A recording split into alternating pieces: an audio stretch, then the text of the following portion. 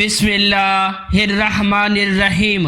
رمضان المبارک کا بابرکت مہینہ اپنے راستے پر ہے۔ جیسے جیسے یہ قریب آ رہا ہے پوری دنیا کے مسلمان اس کی تیاری کر رہے ہیں، تاہم فضیلت والے مہینے کے اثرات اور اہمیت کی صحیح سمجھ کے بغیر تیاری مکمل نہیں ہو سکتی۔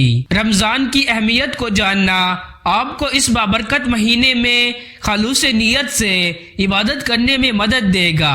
ہم نے اس مہینے کے چند اہم فضائل کا خلاصہ کیا ہے جو ہر مسلمان کو جاننا چاہیے۔ رمضان المبارک اسلامی تقویم کا نواں مہینہ ہے۔ قرآن و حدیث میں رمضان المبارک کو بہت اہمیت حاصل ہے، اور رمضان المبارک ہی وہ بابرکت مہینہ ہے جس کا ذکر قرآن مجید میں آیا ہے۔ اللہ تعالیٰ قرآن مجید میں ارشاد فرماتے ہیں، رمضان کے مہینے میں قرآن مجید نازل کیا گیا۔ اس مہینے میں ایک رات یعنی لیلۃ القدر ایسی آتی ہے جو 1000 راتوں سے افضل و بہتر ہے۔ حضرت سلیمان رضی اللہ تعالی عنہ روایت کرتے ہیں کہ نبی کریم صلی اللہ علیہ وسلم نے شعبان کی آخری تاریخ کو فرمایا کہ تمہارے اوپر ایک مہینہ آ رہا ہے جو بڑا مبارک ہے۔ اس مہینے میں ایک رات ایسی ہے جو ہزاروں مہینوں سے بڑھ کر ہے۔ حضرت ابو ہریرہ رضی اللہ تعالی عنہ سے روایت ہے کہ رسول اللہ صلی اللہ علیہ وسلم نے ارشاد فرمایا کہ جب رمضان کی پہلی رات ہوتی ہے تو شیاطین اور سرکش جنات قید کر دیے جاتے ہیں اور دوزخ کے سارے دروازے بند کر دیے جاتے ہیں، پھر اس کا کوئی دروازہ کھلا نہیں رہتا، اور جنت کے تمام دروازے کھول دیے جاتے ہیں، پھر اس کا کوئی دروازہ بند نہیں رہتا، اور اعلان کرنے والا فرشتہ یہ اعلان کرتا ہے کہ اے بھائی، یعنی نیکی و ثواب کے طلبگار، اللہ تعالیٰ کی طرف متوجہ ہو جا، اور اے برائی کا ارادہ رکھنے والے برائی سے باز آ جا، کیونکہ اللہ تعالیٰ لوگوں کو آگ سے آزاد کرتا ہے۔ یعنی اللہ تعالیٰ اس ماہ مبارک کے وسیلے میں بہت سے لوگوں کو آگ سے آزاد کرتا ہے، اس لیے ہو سکتا ہے کہ تو بھی ان لوگوں میں شامل ہو جائے، اور یہ اعلان رمضان کی ہر رات میں ہوتا ہے۔ رمضان المبارک کا مہینہ خیر و برکت کا مہینہ ہے۔ مسلمانوں کو مسلمان بن کر اپنے اعمال کو اللہ تعالیٰ کی خوشنودی کے مطابق ڈھالنے کا مہینہ ہے۔ دولت مند کو اپنی دولت مندی کے ذریعے اللہ کو راضی اور خوش کرنے کا، اور غریب کو اپنی غریبی کے باوجود نیک عمل کرنے کا مہینہ ہے۔ یہ مہینہ آتا ہے تو فضا کو پر نور بنا دیتا ہے، ایمان والوں میں مسرت کی لہر دوڑا دیتا ہے، بڑی عمر کے لوگ خلوص عمل کے ساتھ نیکی پر کاربند ہو جاتے ہیں، چھوٹی عمر کے بچے ان کو دیکھ کر ان کے ساتھ عبادتوں میں شامل ہو جاتے ہیں،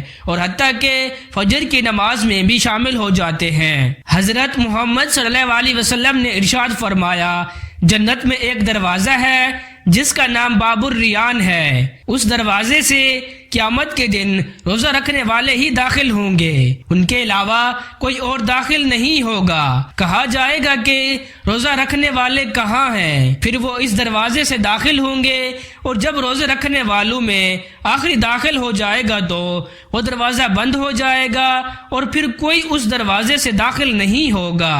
روزہ دار کے فضائل۔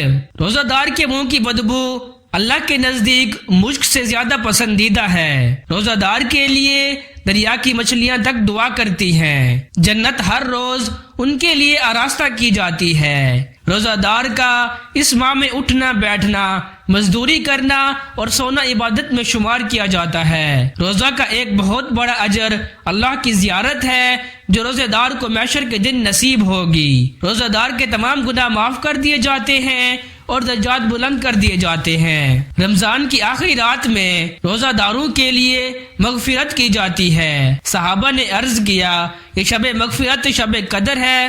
فرمایا نہیں، بلکہ دستور یہ ہے کہ مزدور کو کام ختم ہونے کے وقت مزدوری دی جاتی ہے۔ حضرت عبداللہ ابن عباس سے روایت ہے کہ انہوں نے رسول اکرم صلی اللہ علیہ وسلم کو یہ ارشاد فرماتے ہوئے سنا، جنت کو رمضان المبارک کے لیے خوشبوؤں کی دھونی دی جاتی ہے، اور شروع سال سے آخر تک اسے آراستہ کیا جاتا ہے۔ جب رمضان کی پہلی رات ہوتی ہے، عرش کے نیچے سے ایک ہوا چلتی ہے جس کا نام مشیرہ ہے، اس کے جھونکوں سے جنت کے درختوں کے پتے اور دروازوں کے حلقے بجنے لگتے ہیں۔ جنت کے دروازے حضور پاک صلی اللہ علیہ وسلم کی امت کے لیے کھول دیے جاتے ہیں اور جہنم کے دروازے بند کر دیے جاتے ہیں، اور جبریل علیہ السلام کو حکم ہوتا ہے کہ سرکش شیطان کو قید کر کے گلے میں توق ڈال کر دریا میں پھینک دو تاکہ امت محمدیہ صلی اللہ علیہ وسلم کے روزوں کو خراب نہ کرے۔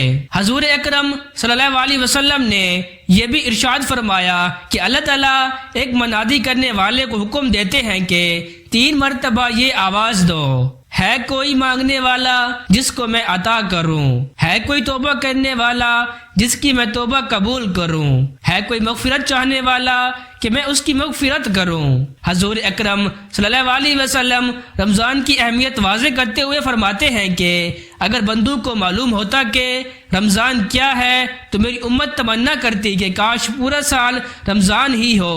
رمضان المبارک کے روزے اسلام کے ارکان میں سے ایک رکن ہے۔ اللہ کے نبی فرماتے ہیں اسلام کی بنیاد 5 چیزوں پر رکھی گئی، اس بات کی گواہی دینا کہ اللہ کے سوا کوئی معبود نہیں اور محمد صلی اللہ علیہ وسلم اللہ کے رسول ہیں، نماز پڑھنا، زکوٰۃ ادا کرنا، بیت اللہ کی زیارت کرنا اور رمضان کے روزے رکھنا۔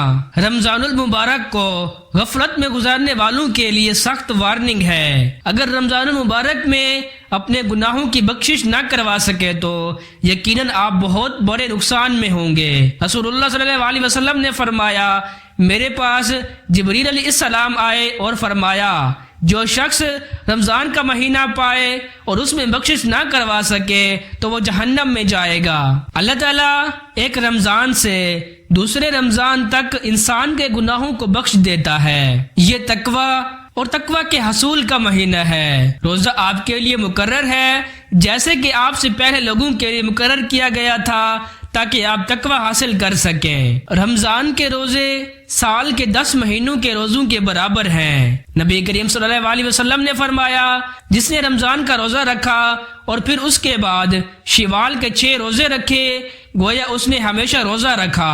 رمضان المبارک میں عمرہ کرنا حج کے برابر ہے۔ رسول اللہ صلی اللہ علیہ وسلم نے فرمایا بے شک رمضان میں عمرہ کرنا حج کے برابر ہے۔ اگر آپ اپنی سخاوت میں اضافہ کرنے چاہتے ہیں تو رمضان کے علاوہ اور نہ دیکھیں۔ رسول اللہ صلی اللہ علیہ وسلم رمضان المبارک میں تمام مہینوں سے زیادہ سخی تھے۔ عبداللہ ابن عباس رضی اللہ تعالی عنہ نے کہا رسول اللہ صلی اللہ علیہ وسلم تمام لوگوں میں سب سے زیادہ سخی تھے اور آپ سب سے زیادہ سخی تھے رمضان کے مہینے میں۔ جب جبریل علیہ السلام آپ سے ملتے تھے آپ صلی اللہ علیہ وسلم تیز ہواؤں یعنی جو بارش اور خوشحالی کا باعث ہیں سے زیادہ سخی ہوتے تھے۔ لہٰذا اگر آپ سخاوت کی عادت ڈالنا چاہتے ہیں تو رمضان شروع کرنے کا بہترین وقت ہے، مزید یہ کہ یہ ایک سنت ہے۔